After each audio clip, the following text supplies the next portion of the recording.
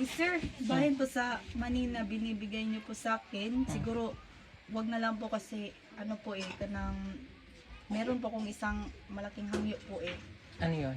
yung vision, yung sinabi ko po na vision mission kanang mas gusto ko po kasi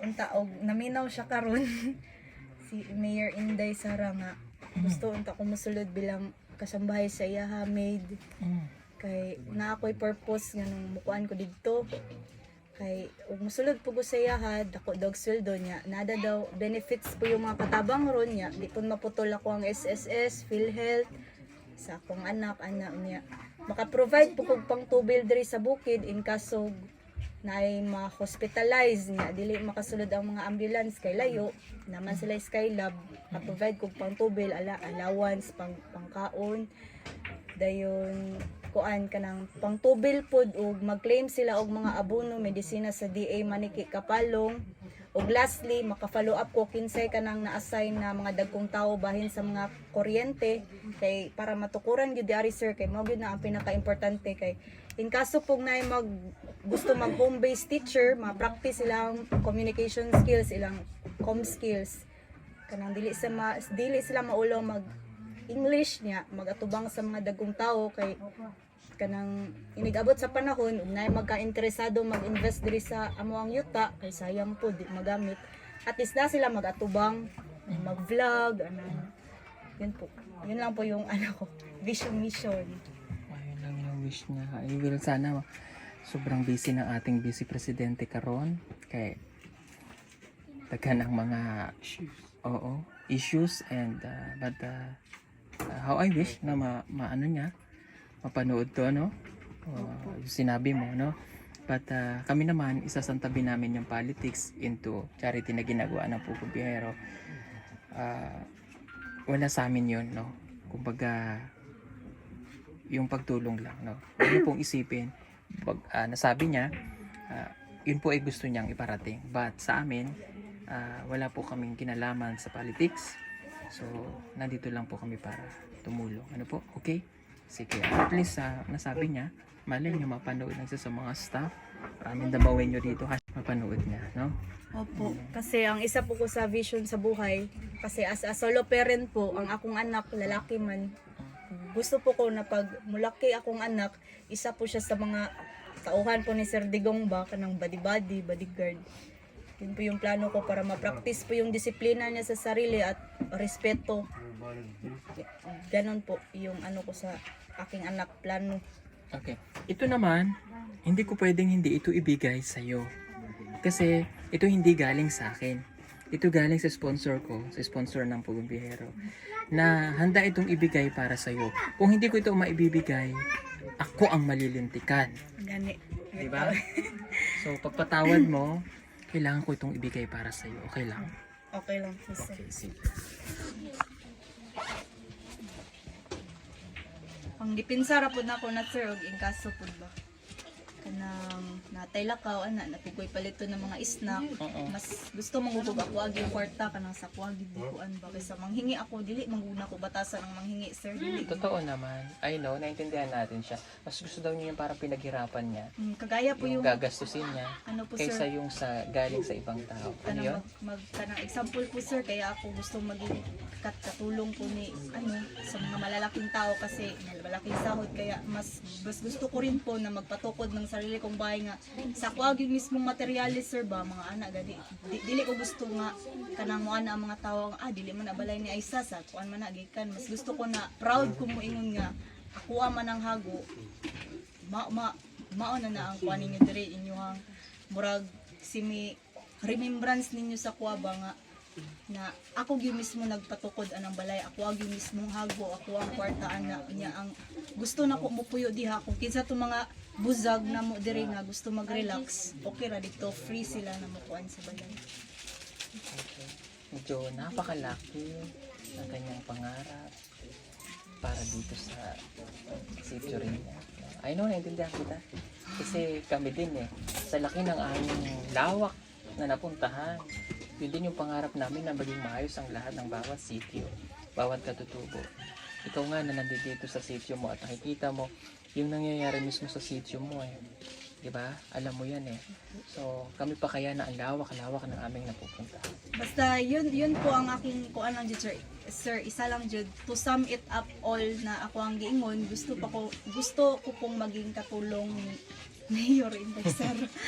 Yun lang po. Okay, sige mamaya natin pag-usapan yan eh. Part 2. Sige. Okay. Ito muna, ibigay ko na lang muna ito. 1, 2, 3, 4, 5, 6. Maraming salamat po, sir. Thank you so much. No? And part 2 na lang, ikat na kasi medyo mahaba na yung video. Baka maano lang, no? So, ipa-part 2 na lang natin. No? Tatanungin natin siya, bakit gusto niyang maging katulong ni Inday Sara. Marami pong salamat. Sige, magbabay tayo. Bye-bye Bye-bye po. po. Ingat. So, sinape niya po yung binigay naming bag sa kanya nung dun sa sapa. Ano nangyari? Mga gamit ko yung Oo. wallet na binigay niyo. Oo, ito yung ginagamit ko dati. Lagayan ko ng gamot. So, binigay ko sa kanya. Meron po yung ID niyo po, sir, pero gitagawa na sa akong auntie po. May ID ako? Opo. Ano ID? Kasi hindi ko po alam kung anong ID yun. Basta nandun po yung mukha niyo na recognize po ng mga tao dito. Ala, isa maniwa ko kailanin niya. Gitanaw sa akong mga parinti nga. Mao na, itong vlogger na gana. Okay, sige, tignan ko mamaya. Nandun po sa Ay, yung company ID yun before. Siguro, naitapon ko na. Hindi naman yun yung ano, yung PhilHealth. Siguro, hindi, dito yun. Anyway, ayos lahat ha. Oh, ano to? kuan man na, sir. Application letter ko po. Ito po yung plano ko pong maliit na po ng tubo. Grabe yung ka-bright mo, Day. Ano po ito, sir, stand yun po. Nakuha naman sa mga bata yung ano ba, stand niya. Yung sa spa ko po kasi dati na massage na trinatrabuan, aircon, masyadong mabango. Yung nilalagay yung amo ko. Kaya homemade lang po ito. Social lang yung gamit sa amo ko. Grabe ka ka-bright. Dami niya pong sinusulat. Dahil siguro, kaya ka nakakapagsulat dahil sa halos wala ka nang magawa rito. Ano? Para hindi na didrain ang utak. Ganit ito. Dami oh. Ito, what is this application letter for? Yan Okay. po yun. Okay, ito. Meron po siyang application dito para kay Inday Sara and Tatay Dig. Ano yan? Wala po, sir. Yan po yung binigay niyo po ba? Okay. Pinabasa ko sa anak ko. Binabasa mo sa anak mo. Yung scrapbook ko po ito dati. Ginawa ko yung senior high school po po ako. Ay, tago mo pa yan? Yan po yung buhay ko. Hindi po ito project ka ng sarili ko po talaga itong ginawa. Hindi po talaga gikuan ng guro po. Grabe, kinilabutan naman ako sa'yo. Dati po. Mayroon siyang ano, may slam book. Scrapbook. Ay, sorry, scrapbook. Ay, sorry. Mga lumang picture. Opo. Oh. Tagal na po yan. Oh. Hello guys, I'm Isabelle Sansa ng Monthly. As for short, let me share you to my life and childhood memories. Oh. Your childhood. Pati nung baby ka. Nabasa? Sa Kadugay, sir. Oh. Nakuan na ang picture, nag-fade. Okay, may tanong ako, Aisa. Nung nakikita mo ito, at ginagawa mo ito, tapos nababasa mo siya, tinitingnan mo ngayon, ano yung nararamdaman mo? Kuan, sir. 50-50 sabi po ako sa sarili ko nga ay siya nga din ako nani ko kaya sa una princess pa akong ginasuot baby pa kuan na pero ang 50% nagkuan jud sa akong kaugalingon nga bata pa ko malayo pang mararating ko mas napay blessings na maabot sa kuan yun positive. Napakahiwaga ng buhay mo. Ito po yung childhood friend ko, i-share ko lang po sa inyo. Kanang sabay may nag-aaral ng private school dati sa Holy Cross College of Kalinan, kaso maguwang lang siya sa akin ng isa ka year. Pero batchmate ko po siya ng tagalaing ahead siya ng 1 year. Tapos nakagraduate na po siya, unya ang nagpasulod ra po siya trabaho kay si Mayor Inday Sara po. Siya po mismo nag-interview kaya yan yung kinuha ko ng basic. Okay. May nakita akong susi. Wala man na sa ko. Bakit may susi dito? Ano lang po yan, mga design man na Design. ulot ko yung isa. Okay, may tanong ako sa'yo. Paano mo ihahambing sa buhay mo yung susi? Maaming po sa buhay ko yung susi kasi yung ano natin, yung pag-asa natin sa buhay, yung gusto natin para sa ating kinabukasan, naalang po sa tua. Kita ang susi niya. Kita mismo ang mangitag pultahan na maayo sa atuang kuan kanang kaugmaon. Either door nga bad sa imuha or either good door na good sa imuhang future. Very well said. Hats off. Ganito po ako ka-spoil dati, madami akong buwan. Yeah, kasi alam niyo mga kabayan, yung buhay niya before ay prinsesa siya, may katulong siya. So kaya pag naisip niya yung buhay niya dati at nauwi siya sa ganito, masakit para sa kanya. Ano yung namimiss kong gawin nung bata ka? Ano po, siguro kanang naga-banding mi, naga-quality time mi sa ko ang mga uncle, mga igagaw, mga aunties na Okay. ko, lola. Ganun. Hey guys, meet my family. Sinong nanay mo? Ito po yung nanay ko. Yung papa ko po na namatay na, nagkasakit ng stage 4 cancer sa bones, sa likod. At ito po yung lima ko po na kapatid. Pangatlo po ako. Sabi niya dito, I'm just an ordinary child before. I was thin and I got easy laugh at a very simple joke. This time, also, I'm very enjoy with my family. Quality time po kasi ang nagakuan ko sa akin. Okay, pero ngayon na hindi mo kasama yung pamilya. Okay lang po sa akin kasi natanggap ko na rin po na kanang hindi sa lahat ng bagay na bibigay yung gusto mo. Ganitong set up na quality time kagaya ng dati.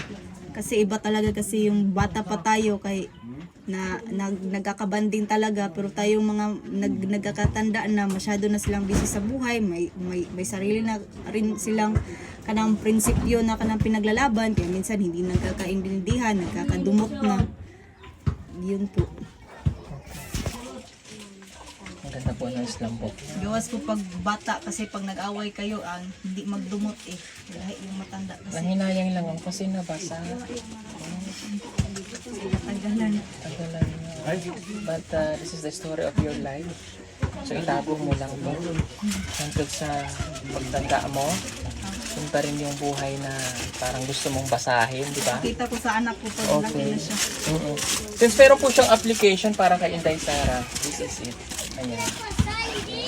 May picturean ko na lang ito para may ano natin. Bisaya to siya. But,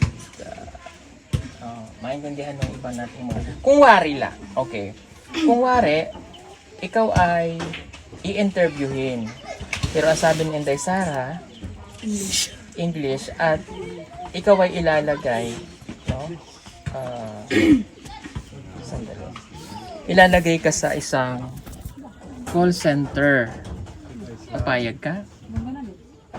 Sa tinuod na istorya sir, hindi na po siguro kasi mas gusto po kasi akong kanang palaging may ginagawa, nakakagalaw akong ng mga katawan ko, ganun. Yun po. Pero kung call center ang hisgutan, mas gusto na akong kanang murag part-time job na lang gani sir, kanang 4 hours kay para murag lingaw-lingaw na lang sir baan na para ma-enhance pud gamay akong istorya. Pero mas gusto po talaga akong nga maglihok-lihok gani sir. Ganun po.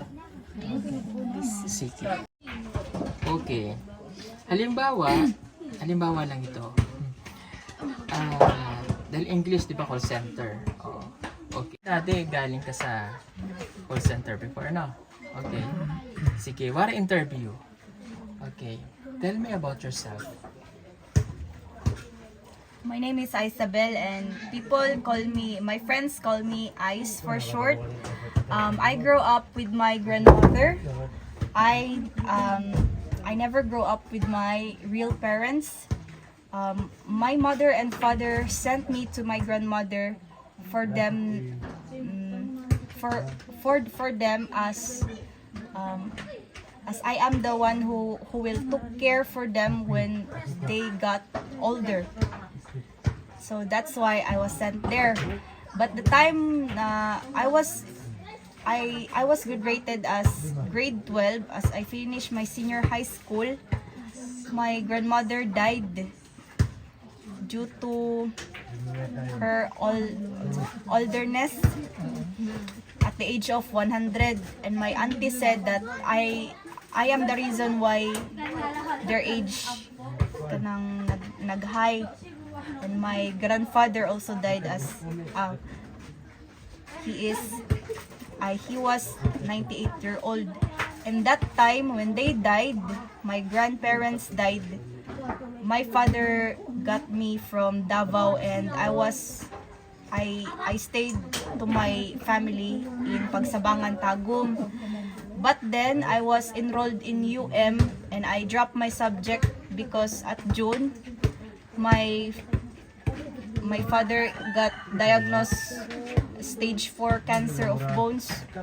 So I dropped my subject because my mother need assistant.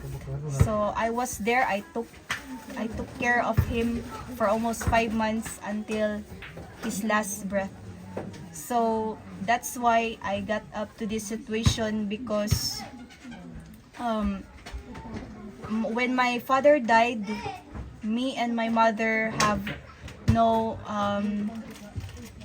misunderstood to each other. So that's why I left the house. So I got to this situation. So that's why I really need a job, not for my son, but this is for everyone, to my family. Na I am the one who I am those people na member of my family that will bawi-bawi ganun po, Okay. to their sacrifices. Okay. You mentioned before you work in a call center. Why did you leave your last job? You mean nag-terminate ganun? Bakit ka umalis doon? Umalis po ako doon. English. I left my job at Sibling Solution for 1 month and half month because I ain't no longer handle the account, because the account was so very hard, and it is US visa, and the people there was very toxic. Kanang I can't sabay-sabay with them, so that's why I decided to left. And when I left, I decided to apply another call center in Alphalink Total Solutions just in Tagum. So when I applied there for 7 months, I got terminated because I ain't kanang I can't hit the quota. Okay. But the last day the last day I got terminated, I got 8 sales. So I am very proud that time, because I thought that kanang Prove them wrong. mapadayon pa nako niya, nakuan naman jud ko na terminate. Pero mao na to ang that is the remembrance of mine ba na naka-8 ko ato, nakahit jud ko sa ilang ko. Okay. So what are your strengths and weaknesses? My strength is my son, and my weaknesses is in terms of being call center agent. My weaknesses is kanang customers that lots of questions, and my weaknesses also kan mag feedback to them, mag use kanang rebuttals niya. I ain't no longer deliver my how to rebut that customer, because they hang up easily like that, they got discouraged. So that's the reason why I don't hit the quota. So how do you handle a call from an angry customer? I handle irate customer by having strong patient, and when I ain't no longer handle my patient, I mute, I hold the niya, I trash talk. And then open again, unmute, then proceed.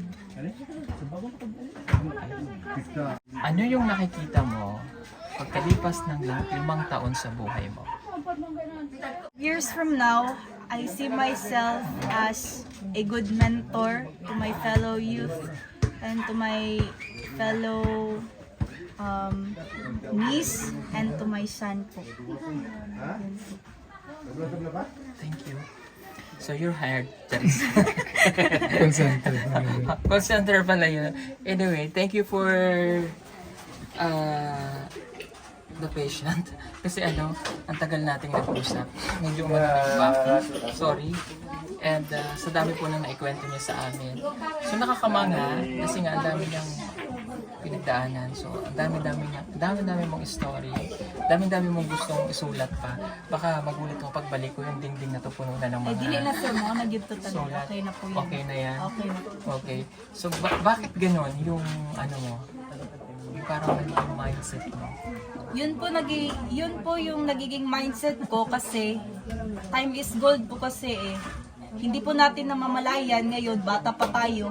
Tapos isang araw, masyashock na lang po tayo sa atin na meron na tayong uban. Tapos pagtingin po natin sa salamin, nagkakaroon na po tayo ng wrinkles. Yun po yung kinatatakutan natin. Ayokong tumanda. Ganun po yung mindset ko po sa buhay. Ano na lang yung mensahe mo sa mga katulad mo na may ganyang pinagdadaanan sa buhay? Pwedeng English and Tagalog. Okay. To the people, to my fellow kasamahan na same as condition like me that have mental health problem, mental health disorder, ang maipapayo ko lang po sa inyo is gawin niyo po yung nagpapasaya sa inyo, yung nakakagaan ng loob niyo po, yung na hindi po nakakasira ng kinabukasan at ng sarili niyo po. Yun lang po. Thank you. Ang ganong message. And of course, ako naman ang maipapayo ko again sa'yo, so unahin natin yung pagpapa-check up. Okay? Pag nakapagka-check up ka, okay, may clearance ka, okay na. And yung makausap mo yung mga tao mo dito, na okay ka. Kasi hanggang nandito ka, hindi mo matutupad yung pangarap. Hindi mo kailangan i-explain mo sa kanila. Kapag nandito ka, hindi ko naman sinasabi na walang mangyayari sa'yo dito. Pero yung hinaharap natin kasi, yung hinaharap na nandito ka, sa nakikita ko, wala naman talaga dito. So, may eskwelahan, pero galing ka na dyan, nakapag-aral ka na eh. No? Yung next step sa buhay mo, yung gusto natin makita. Na kapag nandito ka, ano magiging trabaho mo dito? So yung gusto nga i-explain mo sa kanila. Kasi may mararating ka pa eh. Diba? Kung hindi man ikaw matanggap kay Inday Sara, yung other job na pwede sa'yo. Yung makakatulong po talaga po sa akin, yung makakalaban po sa akin na in kaso pong number 1 po dito sir na magdaog-daog po sa aming mga lumad. Respect po talaga. Yan po. Ayun. Do you consider yourself as a lumad? Ano po sir? Kino-consider mo ba yung sarili mo na isa kang lumad? Kahit ano pong pagkatao natin, ano pong lingwahe natin, culture, hindi na po ako bumabase doon. Ang sa akin lang po is makakatulong po ako sa mga tao nga kanang angay jud pud tabangan o deserving tabangan. Yan lang po. Gaano mo kamahal yung lumad, itong mga katutubo? Sobrang mahal ko po kasi nakikita ko yung mga pagkukulang sa kanila. Madami po, labi na kulang lang po sila ng push po, ng mentor, ganun. Education. O inspiration para ma-motivate po sila sa pag-eskwela po makatapos. Para makabawi po sa mga buzag natin dito. Sayang naman po yung sakripisyo nila pag yun po. Tama naman. So, yun lang po. And thank you again for the warm welcome dito sa bahay at dito sa maliit niyang kwarto. Hindi na kami magtatagal. I know, busy ka. Marami ka pang gagawin dito. And maraming salamat. So, mag-ingat ka na lang. And Mag-init sa kong kape ninyo sir. Ay, din. Uy. At again yung sabi ko sa'yo,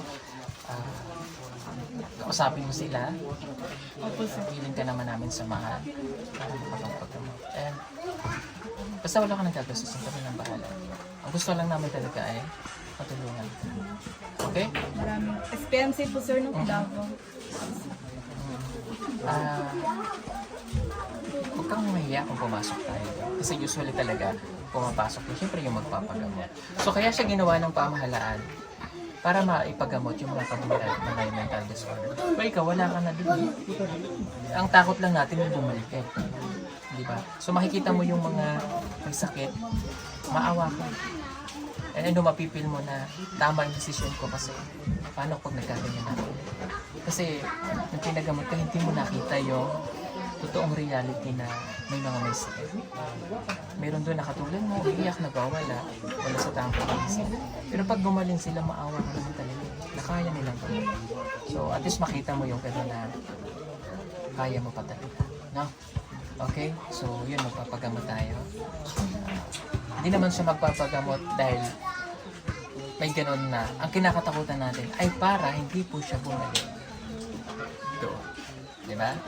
Kasi hindi natin malalaman kung hindi tayo nagpapagamot. And after 1 year, paano siya? Na walang gamot. Yun yung ayaw mong mangyari sa no? And yun din yung ayaw mangyari sa May last po akong gusto sasabihin, isa na lang po kabutang bagay. Ang gusto ko, ang ako pong gusto sa kong sarili, kung in kaso makapasok po ako bilang maid, ay gusto ko po na meron pong witness ng mga dato nga na-joy ka ng papel nga ka ng pinirmahan jud nga proof jud na ang nagunit sa kwa ilado nga makalaban yun ana sir kay in kaso magbinuang ko magsibat-sibat ana priso dayon to diretso ana po yung kuan para makampante po rin sila nga safe po ako dahil ilado po yung tao at kanang kuan po sila sir baka nang nailhan gid nila. Okay. My last question ako sa'yo. Meron ka bang sinalihang organization before? Wala sir. Okay. Rebelde? Wala sir. Okay. Yun lang po. Maraming pagsalamat. God bless you sa inyo na si Aiza ulit. Thank you. Bye-bye. Hindi na, oy. Layo pa kami ulian. Basi po Ito na. slide po sir. Ito na lang yung... Basahin ko na lang to pagka busog na ako.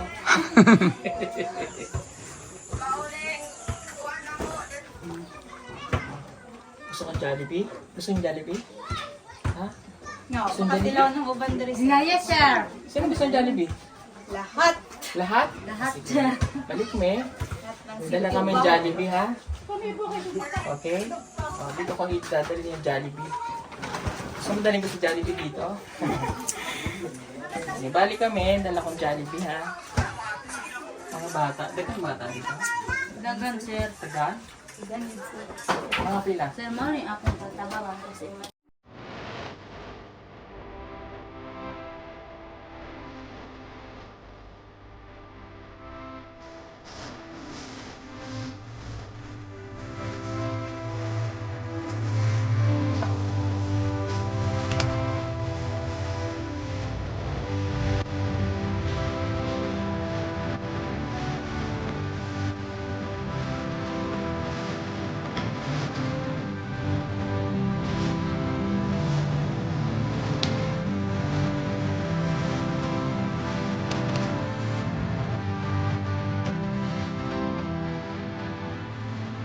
and tender.